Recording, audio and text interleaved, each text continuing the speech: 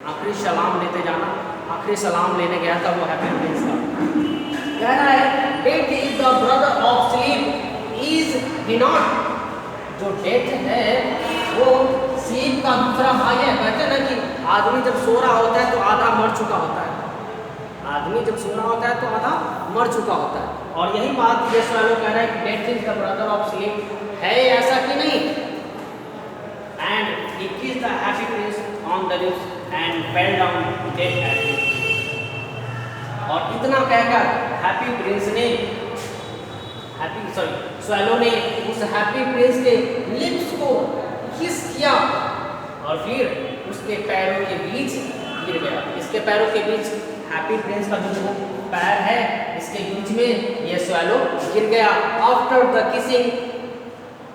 Kissing the lips of the happy Prince. Happy Prince के होठ को चूमा और फिर जमीन पे गिर गया उसके पैरों के पास। At that moment a curious crack sounded inside the statue as if something had broken. The fact is that the little heart had stabbed right into two. It certainly was a dreadfully hard frost. अब जैसे ही ये छोटा सा पक्षी मरकर उसके पैरों के नीचे गिर गया, हैप्पी प्रिंस के अंदर जो उसका हार्ट था वो एक लीड मेटल का था। लीड एक मेटल होता है माय डियर, और उसी लीड नामक मेटल से उसका हार्ट बना हुआ था। जब उसकी मृत्यु हुई, स्वैलो की मृत्यु हुई, इस बात से इतना दुखी हुआ कि उसका हार्ट, उसका दिल दो भागों में डिवाइड हो गया, मतलब अंदर ही टूट गया और टूटने की आवाज बाहर तक आई। टूटने की आवाज बाहर तक आई। बात समझ रहे हैं? वेरी गुड, समझ रहे हैं? तो मतलब उसकी मृत्यु से हैप्पी प्रिंस कितना दुखी होगा कि इसका दिल टूट गया। जो किस मेटल से बना था? लीड नामक मेटल से बना हुआ था। Early in the next morning, the mayor was walking in the square below in company with the town councillor. As they passed the column, he looked up at the statue. Dear me, how shabby the happy prince looks, he said. अब अगली सुबह जब ये swallow भी मर चुका था, और स्वैलो के साथ साथ हैप्पी प्रिंस भी समझ लीजिए मर ही चुका था। उसकी आंखें नहीं थी, उसके बॉडी के कपड़े नहीं थे, उसका दिल भी टूट गया था, पुराना सा अद्दा सा दिख रहा था, मतलब दोनों की लगभग मृत्यु हो चुकी थी। अगले मॉर्निंग उस शहर के मेयर और उसके साथ उस शहर के काउंसलर जब मॉर्निंग वॉक पे आते हैं और जब उनकी नज़र उस स्टैचू पे पड़ते हैं, तब वो कहते हैं कि कितनी पुरानी हो गई है हैप्पी प्रिंस की मूर्ति, कितना खराब दिख रहा है। ऐसा कहते हैं कौन? काउंसलर और the mayor of that. How SEBI Indeed cried the town councillor who always agreed with the mayor, and they went up to look at it. अब ये मेयर की बात को सुनकर उस शहर का काउंसलर ने भी मेयर की बातों में हाँ दिखाया, क्योंकि ये जो काउंसलर था हमेशा मेयर की बात पर एग्री करता था। इसलिए इस टाइम भी इस मेयर की बात पर इस काउंसलर ने अपनी एग्रीमेंट साबित की। The ruby has fallen out of the sword, his eyes are gone, and he is golden no longer, said the mayor. In fact, he is little better than a beggar. अब mayor उस statue को देखकर describe करता है कि उस statue की अब आंखें नहीं रही जो सफायर से बना था। उस स्टैचू के तलवार में जो रूबी नाम का पत्थर लगा था वो भी नहीं रहा। उस स्टैचू के बॉडी के ऊपर जो सोने का परत लगा था वो भी नहीं रहा, और उसके नहीं रहने की वजह से वो मूर्ति बहुत गंदा दिख रहा था। कैसा दिख रहा था? बहुत गंदा दिख रहा था। और इतना गंदा दिख रहा था कि उस मेयर ने उस स्टैचू का कंपैरिजन एक बेगर से कह दिया। कह रहा है कि एक बेगर और इस हैप्पी प्रिंस के स्टैचू में ज़्यादा फर्क नहीं रहा, दोनों में लगभग सेम है हो गया।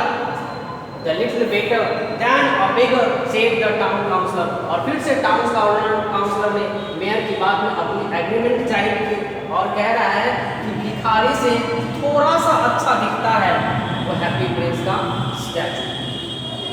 And here is actually a dead bird at his feet. Continue the mayor demonstrating the receiver proclamation that gods are not. अब ये जब मूर्ति को देख लिया, जब स्टैचू को देख लिया, then after the town's mayor eyesight fallen at the feet of the statue and there he can see a dead god. जब स्टैचू को देखने के बाद उसकी निगाहें, उसकी नज़र उसके स्टैचू के पैर के पास पहुंचा, तो वहाँ उस मेयर ने देखा एक मरा हुआ पक्षी भी उसके पैर के पास पड़ा हुआ है। तब उसने उस मेयर ने कहा कि हाँ, he we must really receive a proclamation. मतलब ये जो बात है, ये जो घटना हुई है, उसको अपने ऊपर के इंसान के साथ शेयर करना पड़ेगा और उस स्टैचू को उसकी जगह से हटाना पड़ेगा या फिर दूसरी मूर्ति वहाँ पे लगाने की ज़रूरत होगी। आप देख सकते हैं इस फिगर में ये जो है, ये जो आपको दिख रहा है, ये पक्षी मरा पड़ा हुआ है और ये धुंधला सा ग्रे सा वो स्टैचू है।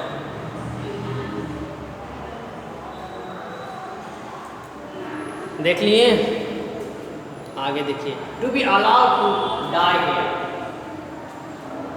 वो मेयर कह रहा है कि इस स्टैचू जो हैप्पी प्रिंस की स्टैचू थी, है ना, वहाँ पे किसी को भी मरने का इजाज़त नहीं है, लेकिन ये पक्षी यहाँ आकर मर कैसे गया? ये मेयर कह रहा है nobody allowed to be died here where the statue of the happy prince situated and the town clerk made a note of the suggestion। और उसकी बात को, मेयर की बात को सुनने के बाद उस टाउन का जो क्लर्क था उसने कुछ नोट बनाया, कुछ लिखा सजेशन के लिए कि अब स्टैचू के साथ क्या करना चाहिए। So they pulled down the statue of the happy prince as he is no longer beautiful, he is no longer useful and said the art professor at the university। अब इस टाउन क्लर्क ने जब कुछ note लिखा और उस note को लिखने के बाद उस शहर के यूनिवर्सिटी के जो आर्ट प्रोफेसर थे उनको इस बात को बताया गया। तो उस आर्ट प्रोफेसर ने कहा कि अब स्टैचू पहले जैसा खूबसूरत नहीं दिख रहा है, अब उसका सुंदरता नहीं दिख रहा है, ये अब यूजफुल नहीं रहा, अब ये यूजफुल नहीं रहा। तब जब यूजफुल नहीं रहा, कोई भी सामान जब हमारे आसपास होता है और यूजफुल नहीं होता है तो उसको डस्टबिन में डाल देते हैं। अब यही काम इस स्टैचू के साथ भी होने वाला है। Then they melted the statue in a furnace, and what a strange thing, said the overseer of the workmen at the foundry. His broken lead heart is not melting in the furnace, we must throw it away. So they threw it on a dust heap where the dead swallow was also laid। अब क्या कहा गया, इस happy Prince के statue को जला देना चाहिए, मेल्ट कर देना चाहिए, पिघला देना चाहिए और पिघलाकर क्या करना चाहिए, दोबारा इसकी मरम्मत करानी चाहिए और उस मरे हुए पक्षी को कहीं ले जाकर फेंक दिया। जो स्वेलो था मरा हुआ, उसको कहीं ले जाकर फेंक दिया। लेकिन लोगों ने क्या ऑब्जर्व किया, जब उस स्टैचू को मेल्ट कराया गया तो सब कुछ मेल्ट हो गया, लेकिन उसका जो लीडन हार्ट था, लीड नामक एलिमेंट का जो उसका हार्ट बना था, वो हार्ट नहीं मेल्ट हुआ। आखिर में उस मेल्ट करने वाले जो लोग थे उस लीडन हार्ट को निकाला और वहीं पर जाकर फेंक दिया जहाँ पे स्वेलो का डेड बॉडी फेंका गया था। मतलब हैप्पी प्रिंस के लीडन हार्ट और डेड स्वेलो को एक ही जगह पर फेंका गया था।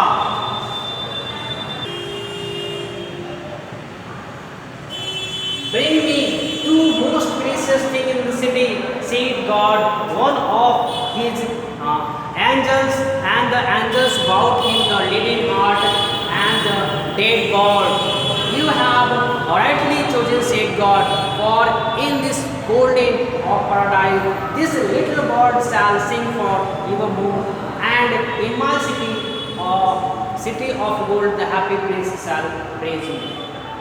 अब यहाँ पे यहीं पे फिनिश हो गया माय डियर। अब यहाँ पे जो घटना हो रही है, यहाँ पे ये जो पैराग्राफ में आप देख रहे हैं, ये जो घटना हो रही है इसमें बताया जा रहा है, क्या बताया जा रहा है कि there was a condition in the क्या बोलते हैं स्वर्ग में जब भगवान लोग बैठे हुए थे और एक मीटिंग चल रही थी, वहाँ पे मीटिंग चलते चलते बताया गया कि जो भगवान के दो एंजल थे, वो एंजल थे, है ना, उन एंजल को पृथ्वी पर भेजा गया और बताया गया कि आप पृथ्वी से दो सबसे यूजफुल कहते हैं प्राइस प्राइसलेस, बहुमूल्य, प्राइसलेस या बहुमूल्य वस्तु को लेकर आए पृथ्वी से। अब ये दोनों एंजल जब पृथ्वी पर भ्रमण करने आई थी तो सारा घटना देखने के बाद इन दोनों एंजल्स को वही दो चीज बहुमूल्य मिले। कौन? एक तो डेड स्वैलो और दूसरा कौन मिला? Leiden heart of the Prince. ये दोनों चीज इन दोनों एंजल को सबसे कीमती, सबसे बहुमूल्य लगा।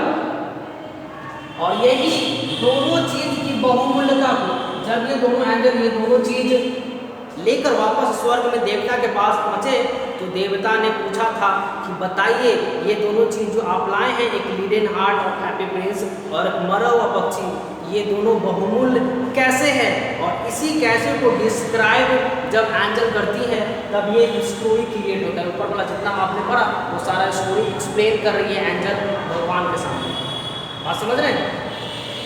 अब भगवान ने जब वो कहानी सुन ली ये डेड स्वैलो की और लीडेन हार्ट की, तब भगवान ने क्या कहा कि तुम्हारा जो चॉइस है, तुमने जो चुना है बहुमूल्य वस्तु, वो बहुत काबिले तारीफ है। इसलिए क्या करो, मेरे गार्डन के पैराडाइज में इस छोटे से पक्षी को रख दो, जहाँ वो हमेशा अपना मधुर गाना सुनाएगा।